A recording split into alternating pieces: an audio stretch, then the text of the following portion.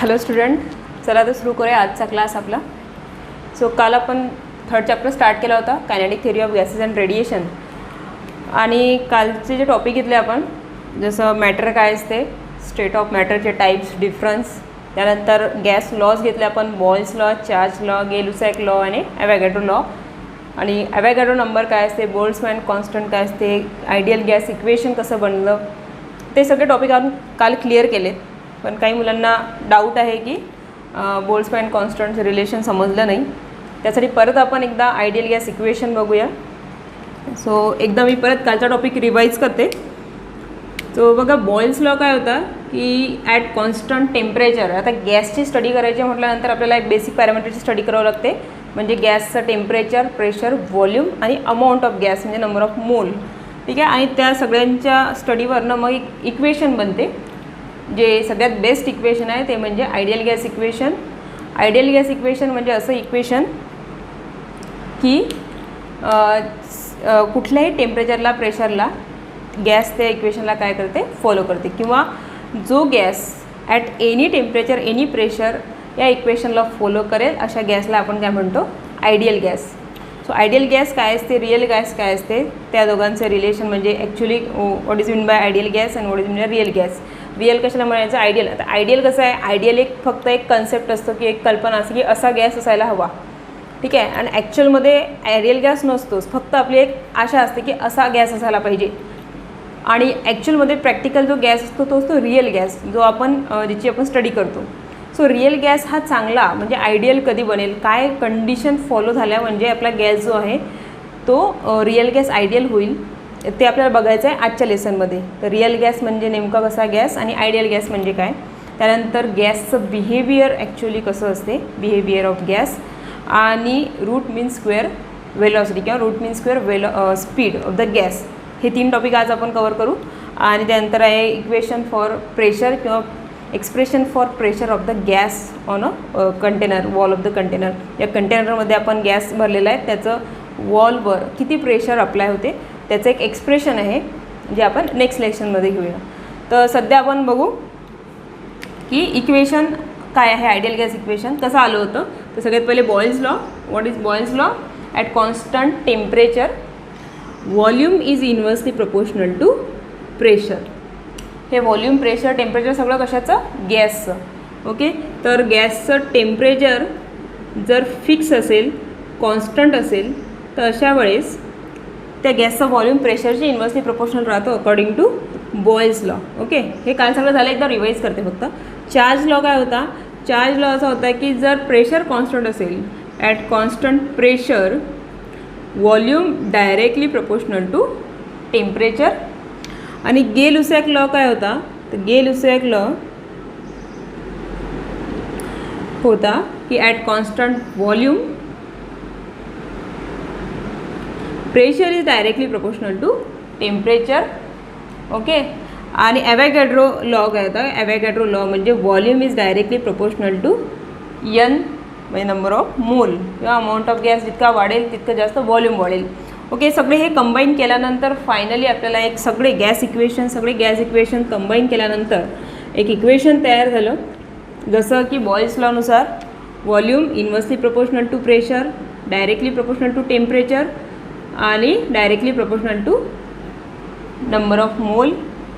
So V is proportional to काय झालं, N T, आणि पी कसा आहे ना, इन्व्हर्सली असल्यामुळे डिवाईडला. मग इक्वल करण्यासाठी कॉन्स्टंटनी मल्टिप्लाय करावं लागेल. So V is equal to एक कॉन्स्टंट घ्यावं लागेल, तो कॉन्स्टंट म्हणजे काय असतो, R, N R T divided by P. Pressure डिवाईडला इकडे पाठवलं होतं मल्टिप्लायला. सो व्ही पी किंवा P V, pressure into volume is equal to N R T, where P is the pressure of the gas, V is the volume, N is the number of mole, R is the mole. काय असते, मोल हा गॅसचा जो amount राहते त्याचं unit, amount of सबस्टन्सचं unit राहते, जे की तुमचं फंडामेंटल क्वांटिटीज 11 क्लासमध्ये झालेलं आहे. अमाऊंट ऑफ सबस्टन्स कशामध्ये मोजतात, तर मोलमध्ये, आणि त्याचं युनिट काय तर MOL मोल. क्वांटिटी आहे MOLE आणि युनिट आहे MOL मोल. ठीक आहे. So number of mole, R is the universal gas constant, T is the temperature. तर हे एक आपलं एक आयडियल गॅस इक्वेशन आहे. आणि आयडियल गॅस कशाला म्हणायचं की जे गॅस सगळ्या टेम्परेचरवर आणि सगळ्या प्रेशरला, कुठल्याही प्रेशरला, कुठल्याही टेम्परेचरला या इक्वेशनला ओबे करेल, फॉलो करेल असं गॅस म्हणजे आयडियल गॅस. आणि त्या गॅसचं इक्वेशन म्हणजे काय आहे? Ideal gas equation. तर आयडियल गॅस इक्वेशनचा एक दुसरा फॉर्म आपण बघितला होता की नंबर ऑफ मोल म्हणजे काय? तर नंबर ऑफ मोल म्हणजे number of molecule divided by Avogadro number. Avogadro number काय आहे? ॲव्होगॅड्रो नंबर किती आहे? किंवा 1 मोल म्हणजे ॲक्च्युली काय असते? मोल म्हणजे काय? किंवा मोल ते एक अमाऊंट ऑफ सबस्टन्स आहे आणि 1 मोलमध्ये नेमकं किती अमाऊंट आहे, गॅसचा अमाऊंट आहे, तर किती गॅस असते 1 मोलमध्ये? 1 मोल म्हणजे किती? तर किती असणार आहे? जसं हे एक अमाऊंट आहे आणि फॉर एक्झाम्पल आपण काय म्हणतो किंवा एक किलो सबस्टन्स म्हणजे किती? तर आपण म्हणतो किंवा 1000 ग्रॅम, बरोबर आहे. 1 किलोची एक व्हॅल्यू झाली की 1 किलोमध्ये किती ग्रॅम येतात? बघ 1000 ग्रॅम येतात. 1 मीटर किती आहे? 1 मीटर म्हणजे आपण 100 सेंटीमीटर घेतो. तसंच 1 मोल एक अमाऊंट आहे सबस्टन्सचा आणि त्याच्यामध्ये एवढे गॅस मॉलिक्यूल येतात. तर किती गॅस मॉलिक्यूल येतात? तर ते येतात 6.022 × 10⁻23 एवढे मॉलिक्युल्स येतील गॅसचे. आणि हे जे नंबर ऑफ मॉलिक्यूल कोणी सांगितलेले आहेत? ते ॲव्होगॅड्रोने सांगितलेले आहेत की 1 मोल गॅसचा अमाऊंट असेल तर त्याच्यामध्ये एवढे मॉलिक्यूल असतील गॅसचे. गॅसच्या एका मॉलिक्यूलची स्टडी करणं सोपं नाही आहे. तर मग आपल्याला काय घ्यावं लागते की गॅसचा एक अमाऊंट घ्यावा लागतो. तो गॅसचा अमाऊंट किती घेतो? जनरली आपण 1 मोल घेतो. तर 1 मोल म्हणजे नेमके किती गॅसचे मॉलिक्यूल्स घेतो आपण? तर ते किती असतात? तर ते असतात 6.022 × 10⁻23 आणि याच नंबरला आपण काय म्हणतो? Avogadro number. ॲव्होगॅड्रो नंबरची व्हॅल्यू काय आहे? मग 6.22 × 10⁻23 हे अमाऊंट ऑफ सबस्टन्स किंवा नंबर ऑफ मॉलिक्युल्स. तर 1 मोल म्हणजे नेमकं किती? कसं कॅल्क्युलेट करतात? तर 1 मोल इज इक्वल टू आपला गॅसचा अमाऊंट किती आहे, नंबर ऑफ मॉलिक्युल्स ॲक्च्युली किती आहेत, डिवायडेड बाय ॲव्होगॅड्रो नंबर. ठीक आहे. तर ह्या 1 मोल इथं जर पुट कराल तर एक न्यू फॉर्म भेटते आपल्या इक्वेशनचा.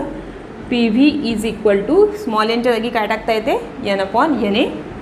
सो n/Na इंटू RT, बरोबर आहे. मग आता इथं बघा हे ॲव्होगॅड्रो नंबर जो की कॉन्स्टंट आहे 6.022 × 10⁻23.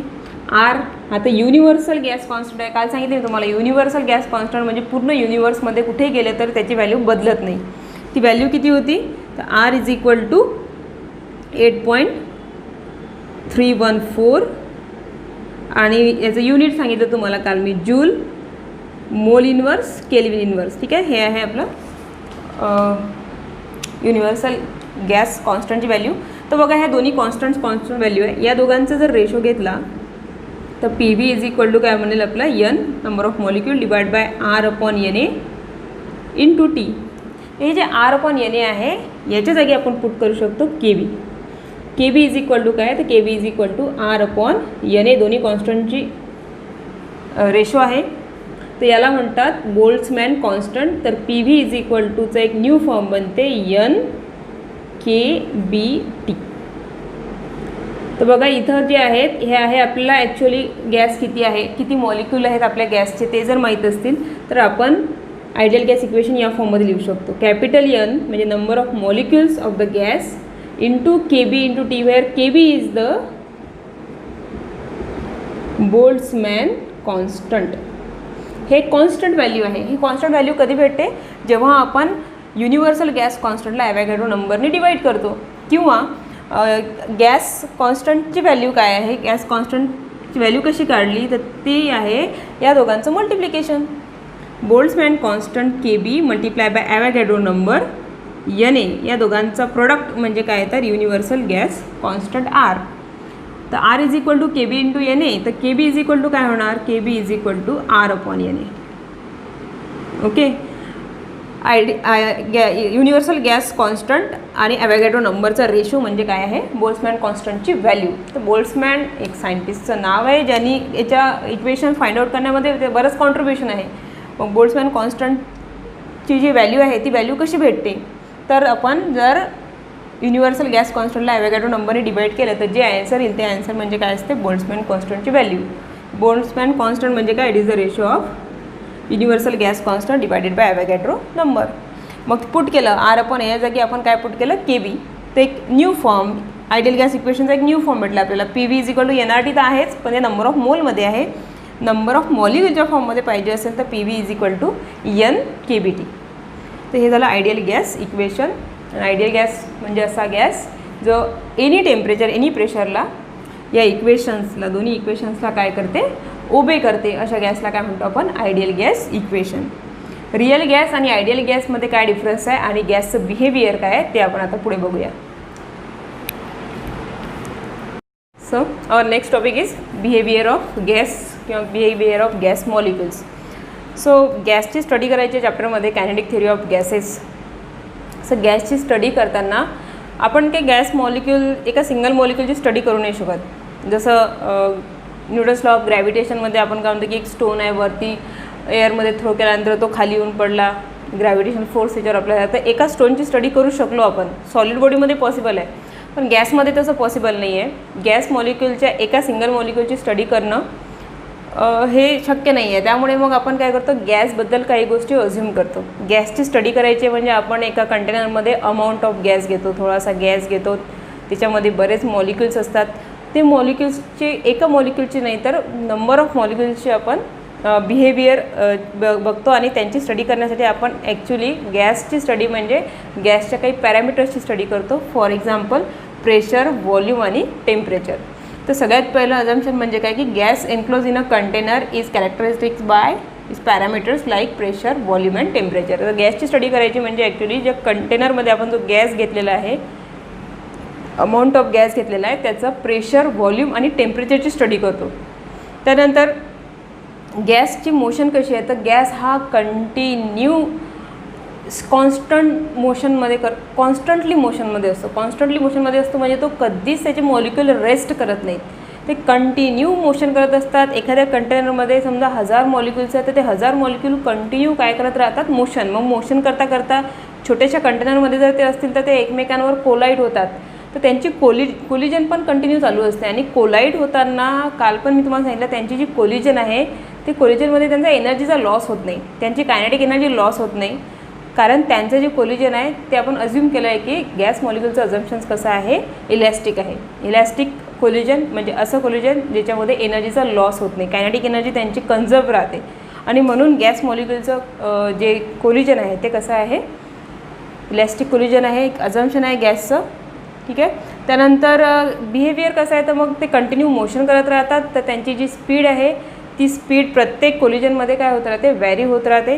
तर आपल्याला त्या स्पीडची स्टडी करायची आहे.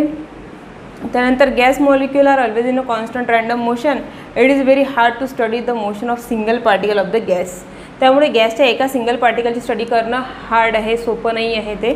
त्यामुळे काय केलं जाते इथं, hence we certain assumptions are made. मग त्यासाठी आपण काय केले, काही गॅसचे अझम्पशन्स घेतलेले आहेत. अझम्पशन म्हणजे काय तर गॅस मॉलिक्युल रँडम मोशनमध्ये असतात, त्यांची एनर्जी जी आहे ती मोशनमध्ये कोलिजन होताना कन्झर्व राहते, म्हणजे त्यांचं जे कोलिजन आहे ते इलॅस्टिक कोलिजन आहे. हे सगळे काय आहेत, गॅसचे काही अझम्पशन्स आहेत. तर आपण स्टडी करताना काय करतो की गॅसचा पॅरामीटर्सची स्टडी करतो आणि नंतर एका मायक्रोस्कोपिक लेवलवर आपण त्या गॅसला व्ह्यू करतो. तर लास्ट अझम्पशन म्हणजेच बिहेवियर हे आहे की we find the average of physical quantity. ह्या ज्या सगळ्या फिजिकल क्वांटिटीज आहेत, जसं स्पीड पण झाली त्यांचा पाथ राहतो एक. नेक्स्ट आहे आपला टॉपिक की मीन फ्री पाथ काय आहे, तर मीन फ्री पाथचा ॲव्हरेज घेतो. त्यांची स्पीड जे काय त्यांच्या कोलिजनमध्ये स्पीड चेंज होते त्या सगळ्या स्पीडचा ॲव्हरेज घेतो. तर सगळ्या फिजिकल क्वांटिटीजचा काय केलं जाते, एका पार्टिकलचं चालत नाही, तर नंबर ऑफ पार्टिकलचे आपण सगळ्या पार्टिकलची स्पीड, सगळ्या पार्टिकलचा फ्री पाथ, सगळ्यांचा काय घेत राहतो, average. So to find we find the average of physical quantities and then relate to the macroscopic view of the gas. आणि मग त्या पूर्ण गॅसची आपण काय म्हणतो स्टडी झालेली आहे बघ. ठीक आहे. तर हे आहे आपलं बिहेवियर ऑफ गॅस.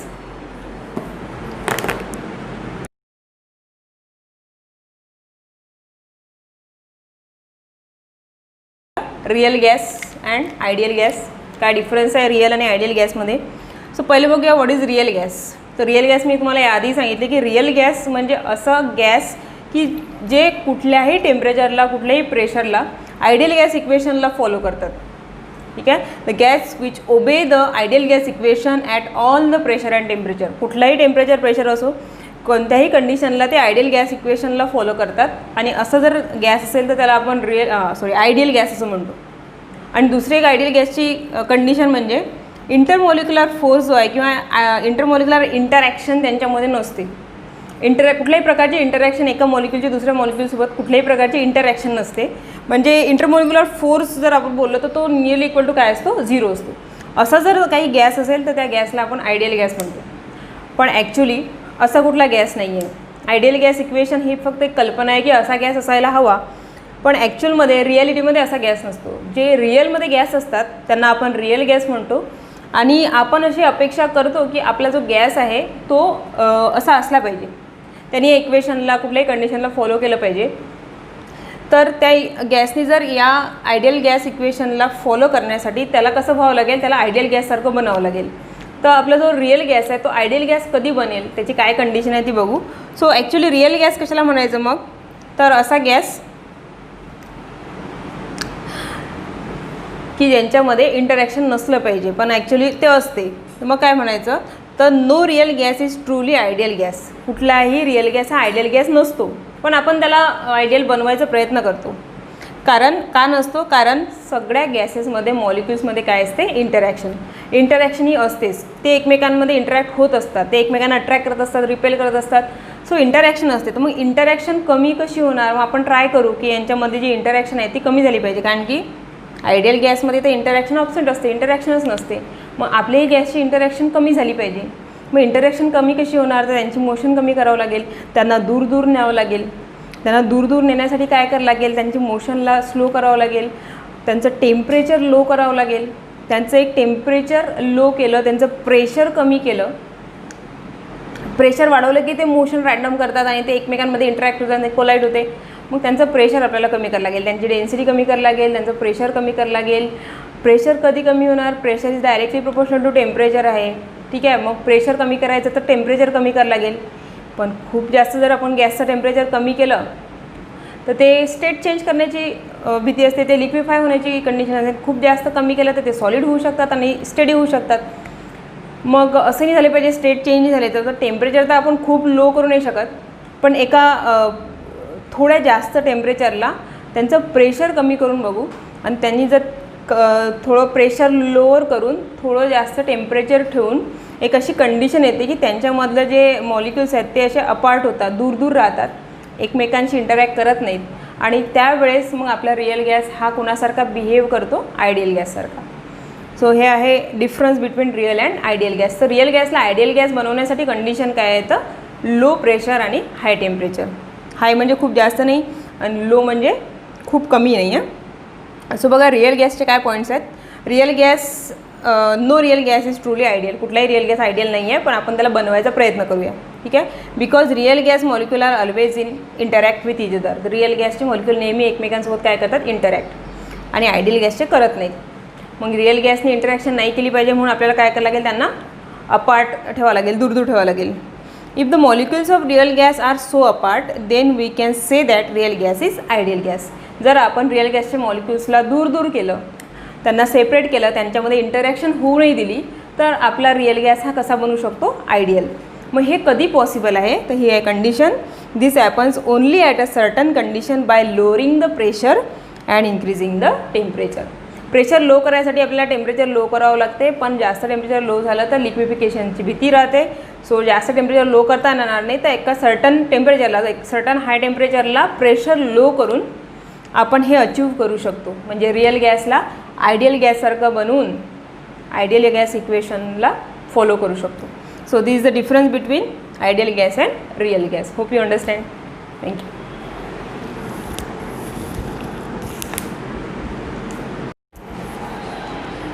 सो मुलांना नेक्स्ट टॉपिक आहे आपला मीन फ्री पाथ. आता मीन फ्री पाथच्या आधी पहिले बघू आपण फ्री पाथ म्हणजे काय असते. तर लास्ट बघितलं आपण बिहेवियर ऑफ गॅस, त्याच्यामध्ये आपण बघितलं की गॅस जे आहे ते गॅस मॉलिक्यूल जे आहेत, तर एका मॉलिक्यूलची स्टडी तर हार्ड आहे करायला, मग आपण काय करतो, अमाऊंट ऑफ गॅस घेतो. सपोज अमाऊंट ऑफ गॅस आहे एखाद्या कंटेनरमध्ये, म्हणजे एन नंबर ऑफ मॉलिक्युल्स आहेत, आणि मॉलिक्युल्स काय करतात, गॅस मॉलिक्यूल हे रँडम मोशन परफॉर्म करत असतात, आणि रँडम मोशन करताना काय होते, ते एकमेकांवर आदळतात. म्हणजे त्यांच्यामध्ये काय होते, खूप साऱ्या कोलिजन्स होतात. सो एकदा कोलिजन झाल्यानंतर तो मॉलिक्यूल स्ट्राईक होऊन परत मोशन करायला लागतो, परत दुसऱ्या मॉलिक्यूलवर जाऊन स्ट्राईक होतो, परत कंटेनर जे आहे वॉल, या वॉलला पण स्ट्राईक होतो, असं त्याचा नंबर ऑफ टाईम्स कोलिजन होते. तर सपोज हे आहे फर्स्ट कोलिजन आणि इथून त्यांनी या डायरेक्शनला मोशन केली, इथं त्याच्या सेकंड मॉलिक्यूलसोबत कोलिजन झाली, त्याची डायरेक्शन चेंज झाली, परत वर गेला, वरती एका मॉलिक्यूलसोबत कोलिजन झाली, परत डायरेक्शन चेंज झाली, इकडे आला, इथं कोलिजन झाल्यानंतर त्याचा परत पाथ चेंज झाला, इकडून इकडे कोलिजन झाली वॉलसोबत, परत वर गेला इकडे वॉलसोबत तर इथं काय झाली, त्याची नंबर ऑफ टाईम्समध्ये कोलिजन झाली. तर फर्स्ट कोलिजन आणि हे झाली सेकंड कोलिजन, या दोन कोलिजनमधला जो पाथ आहे ना, या पाथला म्हणतात free path. So simply free path म्हणजे काय, it is the distance travel by molecule in two successive collision. So हा एक फ्री पाथ आहे. या सेकंड कोलिजन टू थर्ड कोलिजनमधला जो पाथ आहे हा पण एक फ्री पाथ आहे. थर्ड आणि फोर्थ कोलिजनमधला जो पाथ आहे हा पण एक फ्री पाथ आहे. तर हे जे फ्री पाथ आहेत, या सगळ्या फ्री पाथचा ॲव्हरेज म्हणजे काय तर mean free path. So mean free path म्हणजे या सगळ्या कोलिजन, जेवढे कोलिजन असतील त्यांच्यामध्ये जे फ्री पाथ एखाद्या मॉलिक्यूलनी गेन केले असतील ते सगळ्या फ्री पाथचा ॲव्हरेज. सो फॉर्म्युला काय होणार ॲव्हरेज फ्री पाथचा, λ1 + λ2 + λ3 + λ4 जेवढे असतील फ्री पाथ त्या सगळ्या फ्री पाथचे addition divide by number of path. तो सिम्पली λ = ॲव्हरेज ऑफ लॅम्बडानी रिप्रेझेंट करतात free path. So λ1 + λ2 + λ3 up to λn, ठीक आहे, डिवायडेड बाय n. तर हे आहे आपलं average free path. So simply mean free path म्हणजे average distance travel by molecule with constant velocity between two successive collision. दोन सक्सेसिव्ह कोलिजनमधला जो पाथ आहे त्या सगळ्या त्याला फ्री पाथ म्हणतात. आणि अशा सगळ्या फ्री पाथचा ॲव्हरेज म्हणजे काय तर mean free path. It is represented by λ. आणि हा बघू आता कशावर डिपेंड करतो. तो फ्री पाथ जो आहे तो डिपेंड करतो मॉलिक्यूलच्या डेन्सिटीवर. म्हणजे समजा एक कंटेनर आहे आणि या कंटेनरमध्ये सपोज असे 20 मॉलिक्यूल आहेत. सपोज आता 20 मॉलिक्यूल आहेत आणि सगळे मॉलिक्यूल काय करतात, रँडम मोशन करतात. तर रँडम मोशन करताना यांच्यामध्ये कोलिजन आहे, हा जो मॉलिक्यूल आहे हा लगेच या मॉलिक्यूलसोबत कोलाईड होणार. याच्या बाजूला दुसरा मॉलिक्यूल आहे हा लगेच, तर हा जो पाथ आहे हा पाथ कमी असेल. त्यानंतर आणखी त्याच्या साईडला दुसरा मॉलिक्यूल आहे तो त्याच्यावर स्ट्राईक होणार हा पाथ. आणि डेन्सिटी जास्त असल्यामुळे म्हणजे मॉलिक्यूलची गर्दी जास्त राहणार तर फटाफट एकमेकांना कोलाईड होतील, पटकन कोलाईड होतील. तर त्यांचं जे पाथ राहणार हा पाथ छोटा राहणार, पाथ छोटा तर त्यांचा ॲव्हरेज छोटा है ना. सो मीन फ्री पाथ जो आहे λ इज इन्व्हर्सली, जितकी जास्त डेन्सिटी जितकी जास्त मॉलिक्यूल तितकी गर्दी येईल, तितके फटाफट ते एकमेकांवर काय होतील कोलाईड होतील. सो λ जो आहे फ्री पाथ हा डिपेंड कशावर आहे, डेन्सिटीवर. डायरेक्टली की इन्व्हर्सली. बघा डेन्सिटी जास्त आणि समजा सेकंड कंटेनर घेऊ, याच्यामध्ये समजा 3च मॉलिक्यूल आहेत. 6 मॉलिक्यूल इकडे जाणार, या वॉलला स्ट्राईक होणार, म्हणजे एवढा त्याचा काय बनेल फ्री पाथ. नंतर इथून येणार आणि मग या मॉलिक्यूलला स्ट्राईक झाल्यानंतर हा फ्री पाथ छोटा राहणार, मग इथून इकडे जाणार. ठीक आहे, म्हणजे इथं मॉलिक्यूल्स कमी आहेत. हा बघा फर्स्ट फ्री पाथ किती मोठा आहे, इथं फर्स्ट फ्री पाथ एवढाच आहे कारण इथं सेकंड मॉलिक्यूल लगेच त्याच्या बाजूला आहे. सो मॉलिक्यूल जेवढे जास्त असतील म्हणजे डेन्सिटी जास्त असेल आणि डेन्सिटी जास्त असल्यामुळे फ्री पाथ छोटा असेल. So free path is inversely proportional to density. Density काय आहे, density is inversely proportional to volume. समजा खूप जागा आहे आणि मॉलिक्यूल कमी आहेत, डेन्सिटी कमी आहे.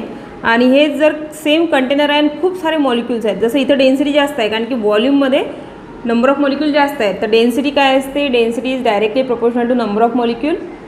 आता बघा व्हॉल्यूम सेम आहेत, इथं मॉलिक्यूल जास्त आहे, इथं मॉलिक्यूल कमी आहेत, तर डेन्सिटी जास्त आहे, डेन्सिटी कमी आहे, म्हणजे density directly proportional to number of molecule.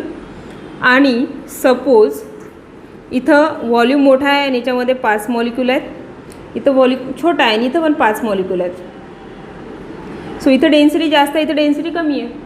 कारण डेन्सिटी इथं जास्त का आहे, कारण इथला व्हॉल्यूम कसा आहे छोटा, इथं गर्दी जास्त झाली ना. सिम्पली डेन्सिटी म्हणजे सिम्पली गर्दी. इथं डेन्सिटी इन्क्रीज झाली आणि कारण इथला व्हॉल्यूम काय झाला, डिक्रीज.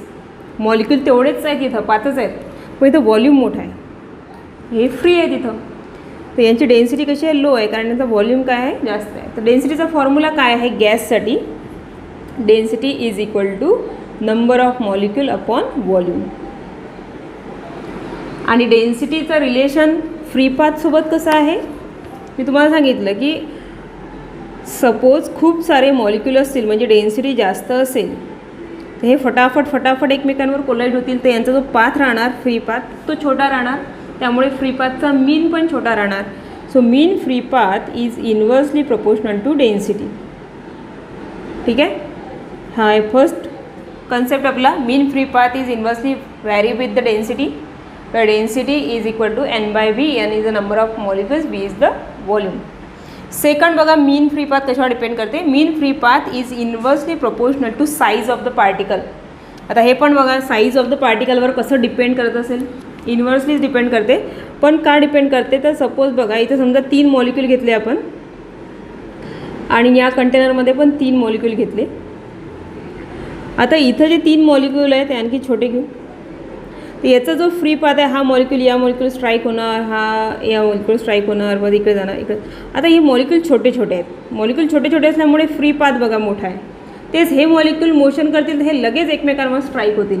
कारण की यांचा जो व्हॉल्यूम आहे म्हणजे यांचा जो साईज आहे यांची साईज मोठी आहे, डायमीटर मोठी आहे ना. डायमीटर मोठी आहे तर हे आकार मोठा असल्यामुळे पटकन कोलाईड होतील तर त्यांच्यामधला जो पाथ आहे हा पाथ छोटा भरेल. पाथ जर छोटा असेल फ्री पाथ तर ॲव्हरेज छोटा म्हणजे रेडियस डायमीटर मोठी तर फ्री पाथ छोटा. इथं डायमीटर जी आहे मॉलिक्यूलची ती छोटी आहे त्यामुळे यांचा जो पाथ आहे तो मोठा आहे. म्हणजे free path is inversely proportional to diameter. Actually diameter नाही तर फ्री पाथ हा मॉलिक्यूलच्या साईजवर डिपेंड करतो. साईजवर डिपेंड करतो म्हणजे आपल्याला त्याचा एरिया घ्यावा लागेल त्यामुळे डायमीटरचा स्क्वेअर येईल. So free path is inversely proportional to square of the diameter of the molecule. आणि मग free path inversely proportional to density free path is inversely proportional to diameter square. त्यामुळे दोघांना कंबाईन जर केलं free path is inversely proportional to density. Free path is also inversely proportional to square of density square of diameter. Square का घेतला कारण आपल्याला size घ्यायची आहे मॉलिक्यूलची, एरिया घ्यायचा आहे. ठीक आहे. तर मग कंबाईन जर केलं तर free path is inversely proportional to density and diameter square. आणि इक्वल करायचं असेल तर फ्री पाथ मीन फ्री पाथचा इथं फॉर्म्युला मिळेल आपल्याला. कॉन्स्टंट घ्यावा लागेल. तो कॉन्स्टंट म्हणजे काय तर 1/√2 इंटू पाय. हा आहे constant of proportionality into density into square of diameter. हा आहे आपला मीन फ्री पाथचा फॉर्म्युला. आणि डेन्सिटी जागी आपण काय टाकू शकतो तर density is equal to number of molecule upon volume. So finally lambda is equal to 1/√2 pi into D square of diameter of the molecule into n/v where n/v is the density of the molecule. So हा आहे आपला mean free पाथचा formula. Lambda is equal to 1/√2 pi D square into density. आणि density जागी आपण काय याच फॉर्म्युल्याला आणखी कसं लिहू शकतो आपण 1/√2 pi D square upon n/v. n/v म्हणजे काय तर density of the gas. Okay. तर आजच्या लेसनमध्ये आपण काय काय बघितलं. सगळ्यात पहिले आपण आयडियल गॅस इक्वेशन एकदा रिपीट केलं. बोल्ट्झमॅन कॉन्स्टंट काय आहे ते बघितलं. त्यानंतर बिहेवियर ऑफ गॅस की गॅस हा रॅन्डम मोशन परफॉर्म करत असतो, तो कंटिन्यू मोशनमध्ये असतो, त्यांचं जे कोलिजन आहे ते इलॅस्टिक असते, त्यांची एनर्जी कन्झर्व राहते, मोमेंटम कन्झर्व राहते. आणि म्हणून आपण एका सिंगल मॉलिक्यूलची स्टडी नाही करू शकत. आपण एक सगळ्या त्याच्या क्वांटिटीज जे आहेत त्यांचा काय करतो ॲव्हरेज. जसं की आता आपण फ्री पाथचा पण काय घेतला ॲव्हरेज घेतो आणि मग त्या गॅसची आपण स्टडी करतो. तर ते झालं आपलं बिहेवियर ऑफ गॅस. त्यानंतर आपण बघितलं आयडियल गॅस आणि रिअल गॅसमध्ये काय फरक असतो. तर आयडियल गॅस म्हणजे जे आयडियल गॅस इक्वेशनला सगळ्या टेम्परेचर प्रेशरवर फॉलो करते. आणि रिअल गॅस म्हणजे ॲक्च्युली जे गॅस आपण यूज करतो ते रिअल गॅस आयडियल गॅस नसतात. पण त्याला आयडियल बनवण्यासाठी आपण काय करू शकतो तर आयडियल गॅस बनवण्यासाठी कंडिशन आहे की आपल्या गॅसचं जे प्रेशर आहे ते लो असलं पाहिजे आणि टेम्परेचर हाय असलं पाहिजे. त्या कंडिशनला त्या गॅसचे जे मॉलिक्युल्स आहेत त्यांच्यामध्ये इंटरॅक्शन नाही होणार. आणि जर त्यांच्यामध्ये इंटरॅक्शन नाही झाली तर ते बिहेव करणार as a ideal gas. Okay. त्यानंतर आपण बघितलं की मीन फ्री पाथ किंवा फ्री पाथ काय असते. फ्री पाथ म्हणजे दोन कोलिजनमधलं डिस्टन्स आणि मीन फ्री पाथ म्हणजे अशा सगळ्या डिस्टन्सचा ॲव्हरेज. So mean free path is the average distance travel by molecule with constant velocity between two successive collision. Okay. आणि तो कशावर डिपेंड करते, तर जितकी जास्त डेन्सिटी असेल, जितके जास्त मॉलिक्युल्स असतील तितकं जास्त ते फटाफट कोलाईड होतील आणि जास्त कोलाईड झाल्यामुळे त्यांचा पाथ छोटा असेल आणि ॲव्हरेज छोटा निघेल. त्यानंतर साईज मॉलिक्युलची छोटे छोटे मॉलिक्युल असतील तर ते दूर दूर जातील आणि मग एकमेकांवर कोलाईड होतील. तेच मोठे मोठे मॉलिक्युल असतील, कंटेनर छोटं, त्यात मोठे मोठे मॉलिक्युलचे गॅस असतील, साईज त्यांची मोठी मोठी असेल तर ते फटाफट कोलाईड होतील. फटकन कोलाईड होतील म्हणजे त्यांच्यामधलं जे डिस्टन्स राहणार, दोन कोलिजनमधलं डिस्टन्स ते जास्त राहणार आणि ते डिस्टन्स जास्त जर असलं तर मीन फ्री पाथ वाढेल. पण मीन फ्री पाथ कधी जास्त असेल, जेव्हा मॉलिक्यूल छोटे छोटे असतील आणि मॉलिक्यूल जर मोठे मोठे असले तर मीन फ्री पाथ छोटा असेल. म्हणजे साईजवर mean free path inversely depend करतो. सो दोघांवर इन्व्हर्सली आहे. So mean free path inversely depend on square of the diameter and density आणि इक्वल करण्यासाठी मग कॉन्स्टंट लागते आणि तो कॉन्स्टंट असतो 1/√2π. सो टोटल फॉर्म्युला बनतो lambda is equal to 1/√2π d² into rho म्हणजे डेन्सिटी आणि डेन्सिटीचा फॉर्म्युला असते n/v number of molecule divided by volume. So इथपर्यंत हे 3 टॉपिक तुम्हाला समजले असतील. बाकी उद्या आहे आपलं प्रेशर, एक्सप्रेशन फॉर प्रेशर, ते आपण उद्याच्या लेक्चरमध्ये बघूया. ओके. थँक्यू.